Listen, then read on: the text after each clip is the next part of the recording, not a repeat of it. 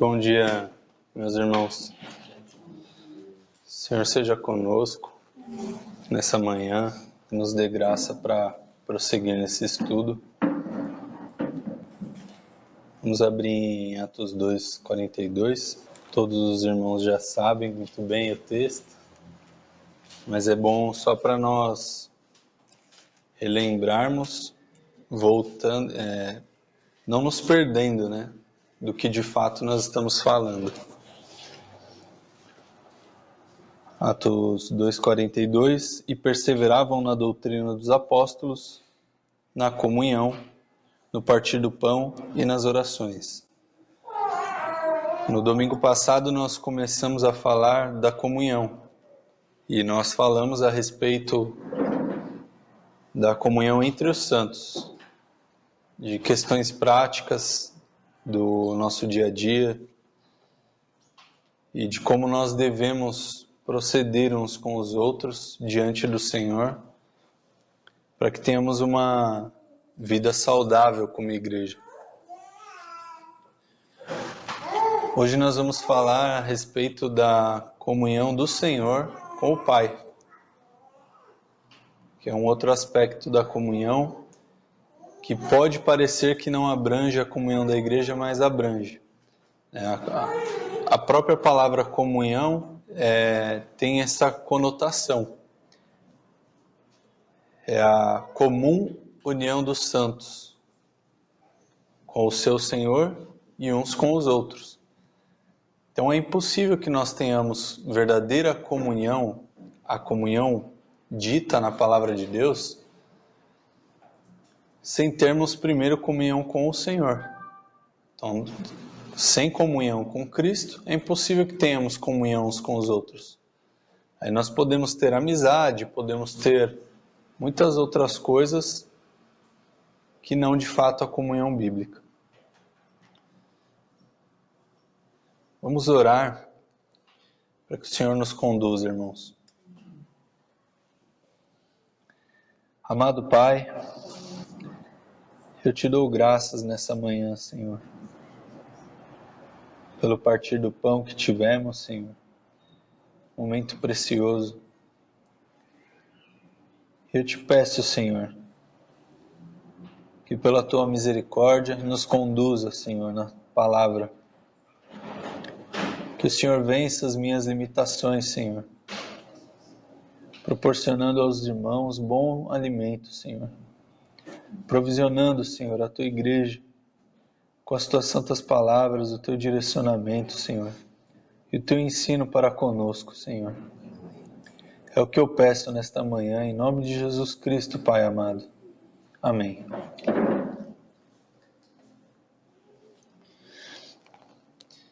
Quero abrir em Gênesis capítulo 1. Eu quero recomendar aos irmãos que releiam depois em casa o capítulo todo, né? A criação. E é algo que todos nós, né? Todos os irmãos já conhecem. Mas eu estava lendo esse capítulo na madrugada e quando nós lemos com mais atenção aos pequenos detalhes, irmãos, nós percebemos a beleza da criação. E como o Senhor foi rico em muitos detalhes, né? Nos tipos e espécies, né, de animais, de plantas, na formação de todas as coisas, a luz, a separação entre a luz e as trevas. É maravilhoso, irmãos. Mas no verso 26 é onde eu quero dar ênfase aqui. Ele diz assim: então disse Deus, façamos o homem à nossa imagem, conforme a nossa semelhança. E domine ele sobre os peixes do mar, sobre as aves do céu, sobre os animais domésticos, sobre toda a terra e todos os répteis que se arrastam sobre a terra. Novamente o início do versículo, irmãos. Então disse Deus, façamos o homem à nossa imagem, conforme a nossa semelhança. Agora no capítulo 1. Nós ainda estamos falando da criação, irmãos. Nós vamos pular alguns versículos para que nós nos atenhamos só naquilo que eu quero chamar a atenção dos irmãos. Então, João capítulo 1, do 1 ao 5, ele diz o seguinte: no princípio era o Verbo, e o Verbo estava com Deus, e o Verbo era Deus. Ele estava no princípio com Deus, e todas as coisas foram feitas por meio dele, e sem ele nada do que foi feito se fez. Nele estava a vida, e a vida era a luz dos homens. A luz resplandece nas trevas, e as trevas não prevaleceram sobre ela. Até aqui por enquanto. Irmãos, que maravilha, irmãos, nós observarmos. Lendo os dois textos, nós vemos com clareza. Em Gênesis fala que o Espírito pairava sobre a face das águas. Ali estava o Espírito do Senhor. E ali estava o próprio Senhor na criação de todas as coisas. Nós vemos a Trindade com muita clareza ali, na criação. E aqui no livro de João, ele nos traz com mais clareza esse fato. No princípio era o Verbo, e o Verbo estava com Deus, e o Verbo era Deus. Então, nós vemos aqui, e nós sabemos já disso, que o Senhor é um Deus único. 3 pessoas em uma só. Então é a perfeição, irmãos, da comunhão. É como a figura da noiva e do cordeiro. É o casamento também em Gênesis, ali quando nós vemos, o Senhor cria o homem, não é bom que o homem esteja só. Então ele vai e cria Eva. Ele falou, bom, então o homem deixará pai e mãe e se unirá à sua esposa, se unirá à sua mulher, e os dois serão uma só carne. Esse conceito, irmãos, é uma figura da divindade do Senhor, da própria triunidade. O Senhor, ele é perfeito, e ele não teve um momento sequer, a não ser na cruz, em que ele se separasse de Deus. Ali nós temos a separação por causa do pecado, quando o Senhor diz, Senhor, por que me abandonaste? Fora isso, irmãos, por toda a eternidade eles não se separam em nenhum momento, não há qualquer tipo de distanciamento.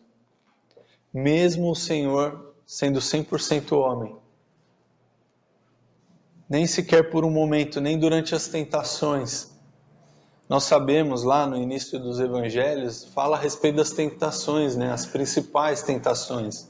O diabo oferecendo o pão, depois levando o Senhor até o pináculo do templo. Todas aquelas tentações que são tentações que nós poderíamos dizer que para os homens são tentações supremas, Muito provavelmente qualquer um de nós colocados numa situação como aquela, falharíamos em todas elas. Mas o Senhor não, irmãos. Mas com certeza o Senhor não foi tentado só naquele momento, Ele foi tentado por toda a sua vida. E nunca falhou, nunca pereceu, nunca desviou 1 milímetro da vontade perfeita e absoluta do Pai. Essa figura, irmãos, é muito linda. E fala a respeito de como nós devemos ter comunhão com nossas esposas também dentro de casa. Nós devemos amar as nossas esposas, irmãos. E se necessário morrer por elas, como está escrito. Assim como o Senhor morreu pela igreja. Nós devemos aprender, irmãos, a sofrer inclusive pequenas coisas por amor delas. Então nós temos a comunhão do Senhor, que é um exemplo perfeito para a comunhão da igreja, que é um exemplo perfeito para a nossa comunhão no lar. Ora, a igreja merecia alguma coisa, irmãos? A igreja nunca mereceu nada, irmãos. Israel, que era herdeira, por causa também do Senhor, que nunca fez nada por merecer, também permanece na graça do Senhor pela vontade dele. A igreja, irmãos, é uma noiva que vive se desviando, vive se prostituindo, vive traindo o seu noivo. O noivo que morre pela sua esposa. É como aquela esposa que o noivo diz amorosamente: olha, faça o que eu digo, meu amor, e tu ficarás bem. E ela se ira, ela se debate, ela faz o contrário. Assim também é ou pode ser em nossos lares, irmãos. Veja, nós precisamos ter misericórdia com as nossas esposas. Mas nós também precisamos, irmãos, ser firmes e falar aquilo que é necessário dentro de nossas casas. Nós precisamos, irmãos, ter uma comunhão e uma intimidade tal com nossas esposas, a ponto de nós podermos falar aquilo que é ou não a vontade do Senhor. Nós precisamos, como o Senhor faz com a sua igreja, irmãos, cercar as nossas esposas de amor, cercar as nossas esposas com a palavra de Deus, cercar as nossas esposas com orações e atraí-las por meio do amor, incentivando elas à prática do bem. E as irmãs, eu digo, minhas irmãs, tenham bom ânimo e se esforcem em observar em vocês mesmas aquilo que não agrada ao Senhor. Ajudem os seus esposos. Em alguns momentos, o seu esposo vai estar bem, ele vai estar em condições de orar por você. Mas às vezes, minhas irmãs, vocês precisarão interceder pelos seus maridos. Quanto mais, melhor. Ore ao Senhor para que o seu marido nunca desfaleça na prática da oração. Ore ao Senhor quando você perceber que seu marido não está lendo a palavra, porque isso é muito sério.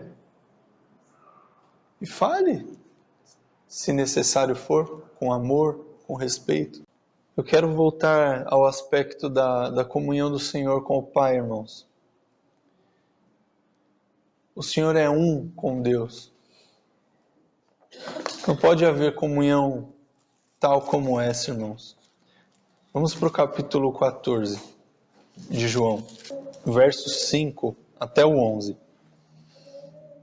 Disse-lhe Tomé: Senhor, nós não sabemos para onde vais. Como podemos conhecer o caminho?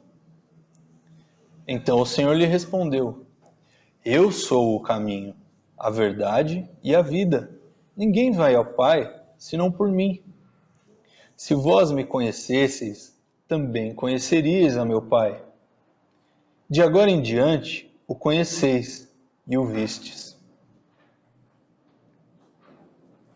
Aqui, irmãos, nós estamos vendo o Senhor falar abertamente aos discípulos quem Ele é.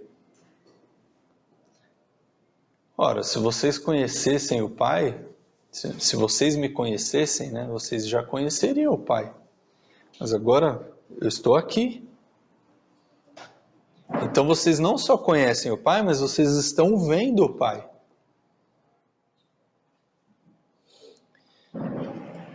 E é interessante nós percebermos isso, porque em João 8, se nós voltarmos um pouquinho, no verso 18,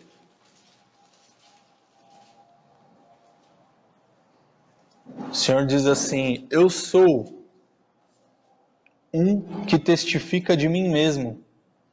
A minha outra testemunha é o Pai que me enviou.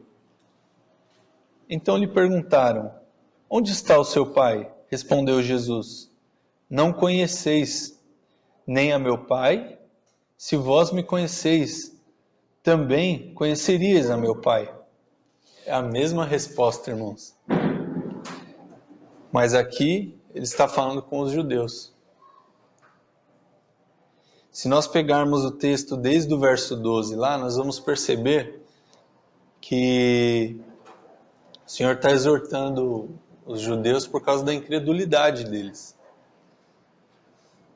E aí nós vemos também aqui ele praticamente usando a mesma resposta com os discípulos. Eles ainda não estavam prontos. Então ele vai deixando claro isso. Eu e o Pai somos um. Eu acho importante, irmãos, nós revermos essas coisas. Irmãos, você está falando de trindade. Estamos cansados de saber o que é trindade. Irmãos, mas existem tantas doutrinas hoje. É importante que as nossas crianças também ouçam isso. Eu estava fazendo esse estudo e curiando alguns vídeos na internet, no YouTube. E a gente vê umas discussões tão tolas, irmãos. Jesus era Deus, mas como que Jesus era Deus se ele falou com Deus, então ele não estava no mesmo lugar? Irmãos, nós não podemos querer enxergar ao Senhor dentro da nossa realidade humana. Nós somos limitados, o Senhor não. E tantas outras discussões, né? Jesus não é Deus, mas é um ser superior, né, de segunda classe do céu. Existem tantas doutrinas bizarras, irmãos. Não, irmãos, esse é o fundamento da nossa fé. Esse é um dos alicerces, é o principal alicerce da casa de Deus, da nossa salvação, da nossa comunhão com o Pai, com o próprio Senhor, com o seu Espírito. Novamente em João 1, verso 9, diz assim: a luz verdadeira que ilumina todos os homens estava vindo ao mundo. Estava no mundo. O mundo foi feito por meio dele, mas o mundo não o conheceu. Notem, irmãos, que João ele tem a preocupação de dizer várias vezes que o Senhor não só participou da criação de todas as coisas, da criação do mundo, mas que sem ele não teria sido feito. Ele estava no mundo, e o mundo foi feito por meio dele, mas o mundo não o conheceu. Veio para o que era seu, mas os seus não o receberam. Mas a todos os que o receberam, aqueles que creem no seu nome, deu-lhes o poder de serem feitos filhos de Deus. Filhos nascidos não do sangue, nem da vontade da carne, nem da vontade do homem, mas da vontade de Deus. O Verbo se fez carne e habitou entre nós. Vimos a sua glória, a glória como unigênito do Pai, cheio de graça e de verdade.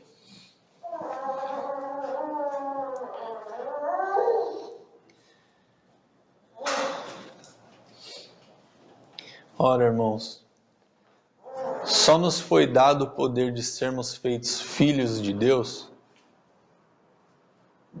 por causa do Senhor, por causa da sua obra, porque Ele veio, porque Ele morreu e ressuscitou ao terceiro dia.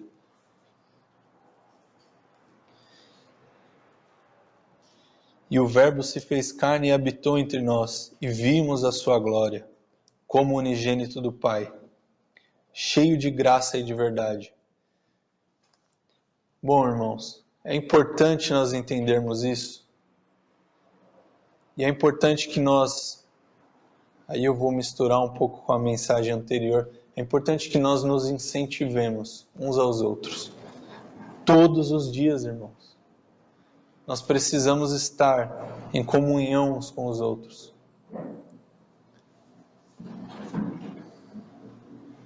Se nós não estivermos orando, irmãos, se nós não tivermos comunhão com a palavra do Senhor, intimidade com a palavra do Senhor, a nossa comunhão é falsa. Ela é uma reunião de homens.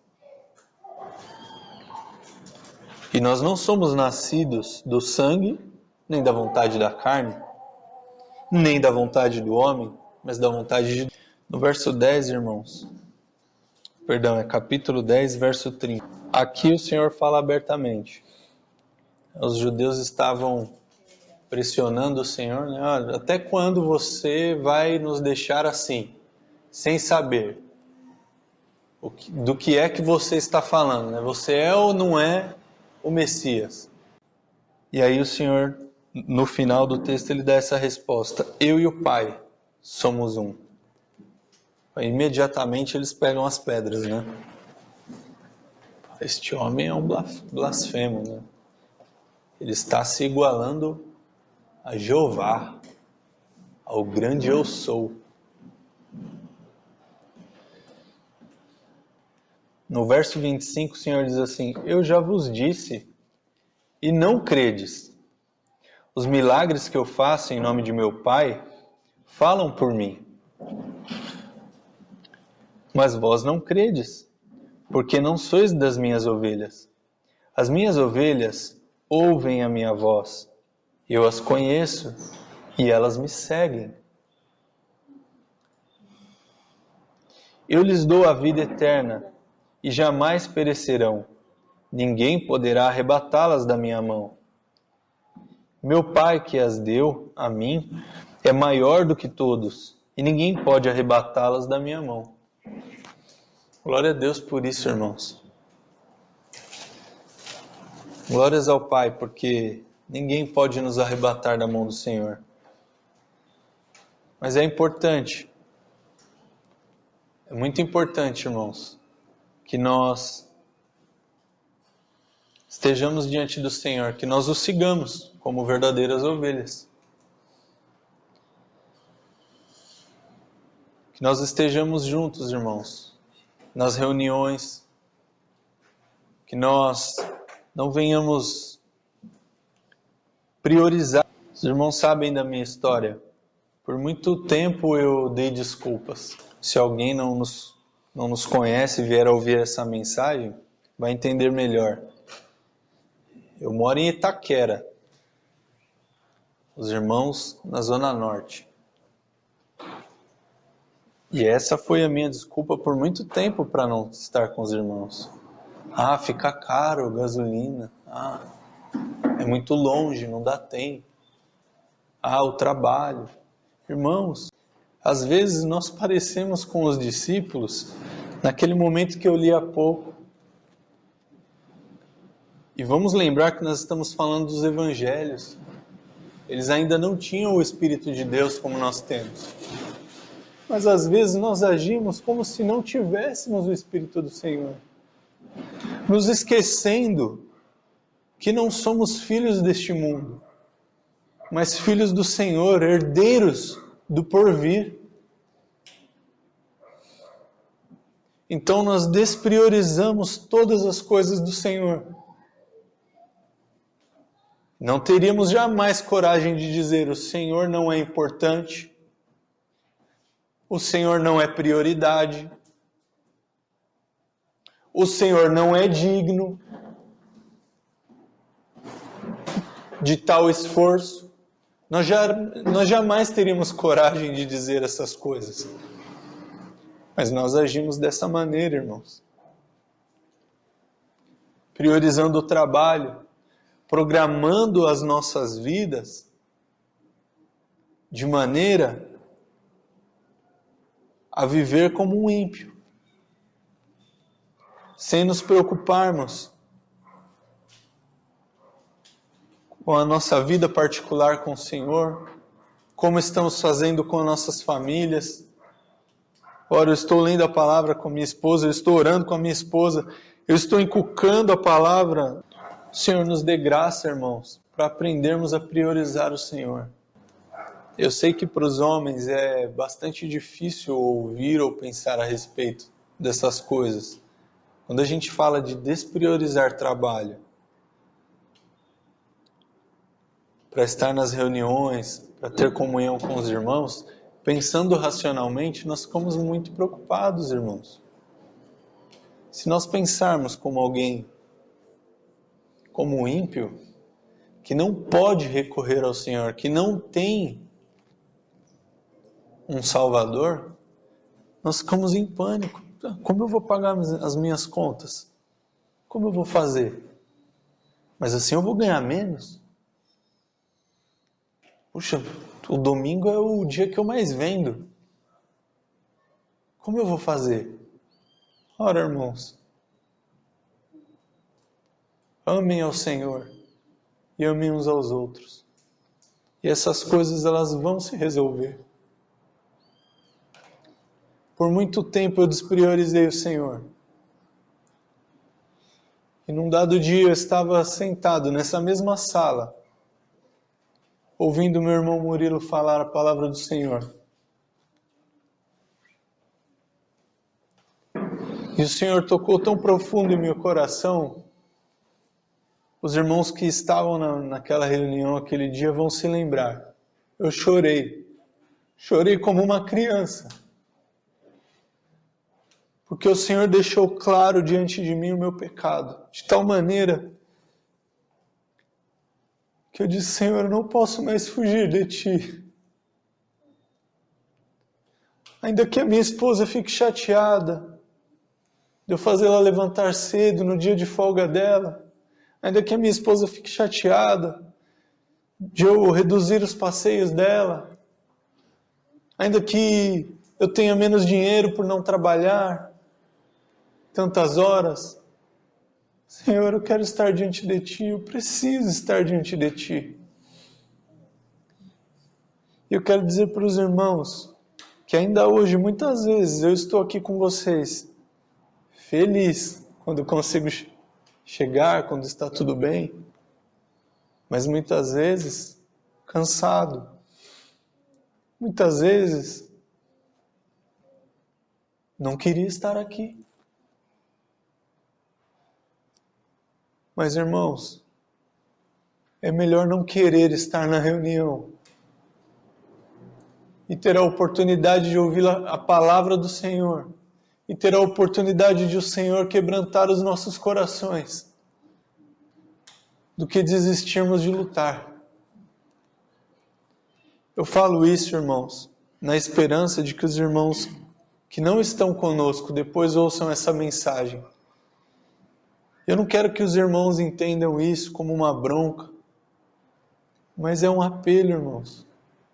Eu imploro, irmãos, juntem-se primeiro ao Senhor e imediatamente aos seus irmãos. Qualquer oportunidade, irmãos, de estar uns com os outros, não só nas reuniões, de almoçar junto, de ligar um para o outro, de falar no WhatsApp. Qualquer oportunidade, irmãos, de ter comunhão, de ter incentivo um do outro, é preciosa, irmãos. Nós temos estado em tempos muito difíceis, irmãos. E a palavra diz que seria assim, que o amor de muitos se esfriaria. Ora, irmãos, a palavra vai se cumprir. A nossa esperança é usar dela como uma ferramenta, como uma arma para essa batalha. Que os nossos corações, irmãos, possam se derramar de fato diante do Senhor. Que nós possamos reconhecer, irmãos, que nós precisamos do Senhor.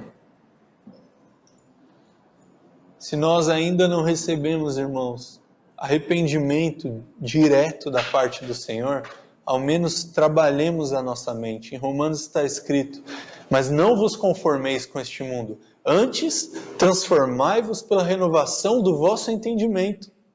Ora, irmãos, é na palavra que começa a mudança em nossas vidas. Seja na leitura em casa, seja sentados aqui ouvindo a palavra do Senhor. É assim que o Senhor mudará os nossos corações. É assim que Ele quebrará esse coração de pedra que nós temos. É assim que Ele irá nos... Irmãos, não há nada mais precioso para o Senhor que comunhão, do que a obediência. O Senhor, Ele tem a comunhão perfeita com o Pai, como eu disse. Nós devemos ter uma comunhão com as nossas esposas, a ponto de poder corrigirmos um ao outro, com respeito, com amor, com reverência até. E nós precisamos, irmãos, avançar o máximo que pudermos na comunhão uns com os outros também, a ponto de um dia termos liberdade uns com os outros. Como eu falei na outra reunião, liberdade para confessar pecados, liberdade para chorarmos juntos, para orarmos juntos. Que o Senhor nos dê graça, irmãos. O Senhor nos dê graça para buscarmos a Ele primeiramente. Buscarmos ao Senhor, o seu reino, a sua justiça. E para estarmos juntos, irmãos. Porque nós necessitamos. Assim o Senhor fez todas as coisas. O ser humano não foi criado para viver sozinho. E uma vez que nós não estivermos juntos dos irmãos, nós com certeza estaremos juntos de um outro alguém. O ser humano é assim. O Senhor nos fez para a vida coletiva. E se nós não nos unirmos aos santos de Deus, com certeza, irmãos, estaremos nos unindo do mundo. Estaremos fazendo amizades no mundo. Estaremos mais felizes em partir uma carne, em comer uma pizza com um ímpio, do que comer uma salada com os irmãos. Provérbios fala disso. É melhor a união na simplicidade do que você ter uma mesa farta, com carne, e viver em guerra. Eu espero que tenha conseguido ser claro e edificar. Que o Senhor nos dê graça, irmãos, para verdadeiramente praticarmos essas coisas. No final da última reunião, o irmão Franklin disse algumas palavras e me chamou muita atenção. Ele falou: já não é mais tempo, irmãos, de brincarmos. Já não somos mais, ou não devíamos mais ser meninos ou meninas. Então, que o Senhor nos dê graça, irmãos, e que nós levemos a sério a prática daquilo que nós temos estudado nesses dias. Amado Senhor, eu te dou graças por essa palavra, Senhor. Te dou graças, Senhor, por esse tempo com os meus irmãos, tão precioso. Te dou graças, Senhor, pela tua glória. Porque em todas as coisas, Senhor, tu és perfeito exemplo, perfeita medida, Senhor, para nós. E te peço, Pai, em nome da igreja, que nos dê graça para vivermos fiéis a Ti, Senhor, e não fiéis a nós mesmos, e nem fiéis ao mundo, Senhor, mas fiéis a Ti, Senhor, até o grande dia da Sua volta, Senhor. Irmãos, Abram em Atos 9. Antes de lermos o verso, que enquanto o irmão Rodrigo falava, me veio ao coração, me veio à mente. O irmão falava sobre a Trindade, e ele utilizou alguns versículos em que o nosso Senhor disse: eu e o Pai somos um. Essa perfeita comunhão que existe, porque não tem tempo. Existe, porque Deus não tem tempo como nós, né? E assim como Deus, o Pai, Deus, o Filho, Deus, o Espírito Santo são um, ele citou exemplos de marido e mulher. Deixará o homem, seu pai e sua mãe, se tornarão uma só carne. Então, comunhão, o ponto de partida deve ser a Trindade sempre, porque lá tudo foi estabelecido. Comunhão é a Trindade, perfeita. Eles têm o mesmo pensamento, eles não ficam divergindo entre si, né? O filho se submete espontaneamente ao pai quando veio a esta terra. Não há briga, não há nada. Perfeita comunhão, perfeita harmonia, tudo perfeito, né? E o casamento de um marido e uma mulher, diz, tornarão-se uma só carne. Aí Paulo, isso é real. Eu e minha esposa somos uma pessoa só. Como cada marido e esposa é uma pessoa só. Aí Paulo diz, mas o mistério é mais profundo que isso, porque isso é um tipo do que é Cristo e a igreja. Então, Deus o Pai, Deus o Filho, Deus o Espírito Santo são um. Cristo e a igreja, uma coisa só. Claro, eu e minha esposa, uma coisa só. E nós? Aí o apóstolo Paulo vai dizer a 1 Coríntios, vocês são um só pão, um só corpo em Cristo. Quando foi que isso aconteceu, irmão? Quando foi que a igreja se tornou um? Lá em Atos, que nós estamos estudando aqui. Atos 2, quando o Espírito Santo desceu. Todos nós, se somos nascidos de novo, temos o mesmo Espírito habitando em cada um de nós. Então nós somos um.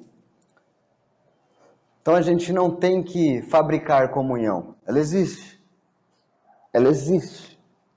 O mesmo Espírito habita em todos nós. Então às vezes nós nem conhecemos uma pessoa, mas você começa a conversar com ela e ela é um irmão. Então você está em casa. O mesmo Espírito habita nele. Tudo bem.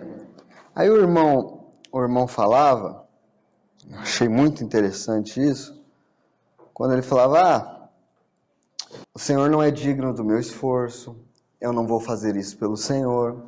Aí alguém pode pensar, não, mas eu não deixo de fazer isso pelo Senhor, eu deixo de ir na reunião. Deixei de servir a Deus porque eu deixei de ir na reunião, eu deixo de ir na reunião. Eu não estou fazendo isso por Deus, mas eu quero que você lembre, Cristo e a igreja são um, certo? Assim como deixará o homem, seu pai e sua mãe se unirá a sua mulher e se tornarão uma só carne, Paulo diz, mas refiro-me a Cristo e a igreja. Cristo e a igreja são um. Então se você abandona a reunião dos santos, não adianta você dizer, não, mas eu estou mantendo comunhão. Mas espera, Cristo e a igreja são... E aqui eu abri em Atos 9, porque o que está acontecendo aqui é o seguinte, Saulo, o fariseu, ele está perseguindo um grupinho de cristãos. Ele diz, esse povo herege, né, que não aprendeu a lei, não sabe de nada, eu vou persegui-los. E aí, Nosso Senhor aparece para ele. E o Senhor diz, Paulo, por que você está perseguindo a igreja? Paulo, o que você está seguindo? Ele disse, Paulo, ele diz no versículo 4, Saulo, Saulo, por que me persegues? Se você está tocando na igreja, você está tocando em mim. Eu e a igreja somos um, né? Tá, comunhão, não. Dá muito problema esse troço aí. Ficar junto com os irmãos dá muito problema. Ou você fica junto com os irmãos, senão você não está com o seu Senhor também. Então veja, abandonar a congregação, abandonar o reunir, é em alguma medida abandonar o Senhor também. O Senhor disse, me persegues, né? Se Paulo estava perseguindo os cristãos, ele disse, não, a perseguição é contra mim. Quando eu abandono a reunião, eu não estou só abandonando o reunir, estou abandonando o Senhor. Veja, em Cantares, e este é o último verso que lerei, era só esta questão, Porque a nossa consciência pode tentar nos dizer, não, mas eu não estou abandonando o Senhor, não, eu só estou deixando de reunir um pouquinho, não tem problema. Cânticos 1, versículo 7. Aqui é a esposa perguntando ao amado, dize-me, ó amado de minha alma, onde apacentas o teu rebanho? Onde o fazes repousar pelo meio-dia? Para que não ande eu vagando junto ao rebanho dos teus companheiros. Então aqui a noiva está perguntando, onde é que você apacenta os teus rebanhos, ó amado da minha alma? Quero saber onde é. Né? Porque eu não quero ficar aí vagando, né? Onde é que você dá o repouso, o descanso para o teu rebanho? Aí o Senhor diz, no versículo 8, ele responde, se tu não o sabes, ó mais formosa entre as mulheres, sai-te pelas pisadas dos rebanhos. Ou seja, se nós queremos saber onde o Senhor apacenta, onde o Senhor está, onde nós encontramos repouso, nós temos que estar no meio das pisadas do seu rebanho. Porque me persegues. Né? O Senhor e a sua igreja são um. Nós somos um só pão, um só corpo. Né? E não, aquilo não é só nós. Qualquer nascido de Deus. Qualquer um que tenha o Espírito Santo. Nós somos um com essa pessoa. Lá na Assembleia, lá na Quadrangular, onde quer que seja. Nós somos um com essa pessoa. Agora, existe uma expressão de comunhão local. Existe uma expressão de comunhão que nós precisamos ter entre nós. Né? Tem muitos, e cada vez mais está assim a coisa, né? Ah, não, eu e minha Bíblia, pronto e acabou. Minha família já era, não, esse negócio de reunir. Cada vez mais você encontra pessoas assim. Cada vez mais pessoas dando menos valor à comunhão dos santos. Né? E você acha que quando o nosso Senhor está na cruz, desesperado, aflito, Deus meu, por que me desamparaste? Naquele mistério, né? Que Deus se separa de Deus. É um mistério que nós não conseguimos entender. Mas na cruz aconteceu. Que desespero é aquele do nosso Senhor? Porque aquela comunhão íntima, tão profunda, que ele não sabe o que é viver sem isso. Mesmo aqui, passando por tentações, a comunhão nunca estava intacta. Lá na cruz é o pesado, porque ali quebra. E ele se desespera. Assim também, irmãos, em outra medida, o Filho de Deus, ele se desespera quando ele está longe dos seus irmãos e da igreja dos santos. Porque ele está longe do seu Senhor também. Isso é um bom termômetro para saber como está a nossa saúde espiritual. Quanto eu me sinto à vontade longe dos irmãos e da comunhão? Eu não sinto falta? Tem alguma coisa errada, né? Porque aqui, onde é que o Senhor apacenta o seu rebanho e faz repousar ao meio-dia? Você não sabe, amada minha? Sai pelas pegadas. É aqui, ó. É na comunhão que o Senhor faz repousar o seu povo. Então que o Senhor nos ajude, irmãos, a ver essas coisas. A ver essas coisas. Abandonar o congregar, o reunir, desprezar, trocar por qualquer coisa, é sim trocar o Senhor. É sim, porque o Senhor e a sua igreja é uma coisa só. Não é? Então que o Senhor nos... E aí tem uma questão, mas aí já começa a colocar fardo e peso nos outros, agora isso e aquilo. Não, irmão. Não é peso, não é fardo. A amada de Cantares queria repouso. Ela queria descanso. Os cordeiros encontram descanso aos pés do pastor. Os cordeiros encontram descanso juntos. O pastor os leva juntos. É isso que acontece com os cordeiros. Que o Senhor nos ajude. Aquele que não tem prazer na comunhão dos santos, precisa ver se é bode ou se é cordeiro. Nossa, é dura essas palavras, mas precisa ver se é bode ou se é cordeiro, porque os cordeiros têm prazer em estar. As minhas ovelhas ouvem minha voz e me seguem. Eu as levo para o mesmo aprisco. Não é isso, Senhor? Nos falha o coração essas coisas. Mais algum irmão? queira falar algo. 2 Coríntios 13:13. A graça do Senhor Jesus Cristo e o amor de Deus e a comunhão do Espírito Santo sejam com todos vós. São palavras que são muito significativas aqui quando se relaciona a graça com Jesus Cristo, o amor com Deus e a comunhão do Espírito Santo. Quando o irmão diz que é o Espírito Santo quem nos une, várias vezes é dito no Novo Testamento, ligando a palavra comunhão com o Espírito. E é interessante, também vemos muitas vezes a graça do Senhor Jesus Cristo, o amor de Deus Pai. Mas essa comunhão do Espírito Santo, é interessante que esse mesmo Espírito Santo é o Espírito de comunhão que une Jesus Cristo também e o Deus Pai. É o Espírito da comunhão. Ele une tanto Jesus Cristo com o Pai, e une a igreja com Cristo também, e une os irmãos, entre os irmãos uns aos outros. E os irmãos têm falado bastante sobre, às vezes, a dificuldade da comunhão, os obstáculos que existem. Mas quando nós vemos nos evangelhos, os discípulos que o Senhor escolheu um traidor, escolheu um que cobrava impostos, um que era visto como a pior raça da época, como se fosse um político de hoje, vivendo entre nós aqui. Um que rouba um povo, um que é corrupto. Outros também, eles brigavam entre si a todo momento, queriam um ser o maior, queriam um sentar à direita do Senhor, pedindo até para a própria mãe, pedir para o Senhor sentar à direita dele. Os irmãos, filhos de Zebedeu, também querendo aniquilar uma cidade inteira, porque não foram bem recebidos. Eram esses os discípulos que eles não se davam bem entre eles. Mas uma coisa ligava aqueles discípulos, que era o Senhor Jesus. Quando eles aprenderam isso, o espírito de comunhão, que os irmãos tanto dizem, olhar para o Senhor, quando os discípulos aprenderam a olhar para o Senhor, tudo mudou. Aquelas rixas que eles tinham mudaram. O amor que eles não tinham uns pelos outros apareceu. Porque aquele espírito de comunhão, o amor de Deus, foi preenchido no coração de cada um deles, para tanto amar o Senhor e amar uns aos outros, que o próprio Deus também amou.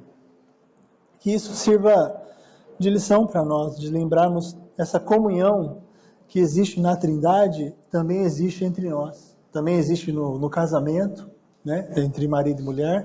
Amém.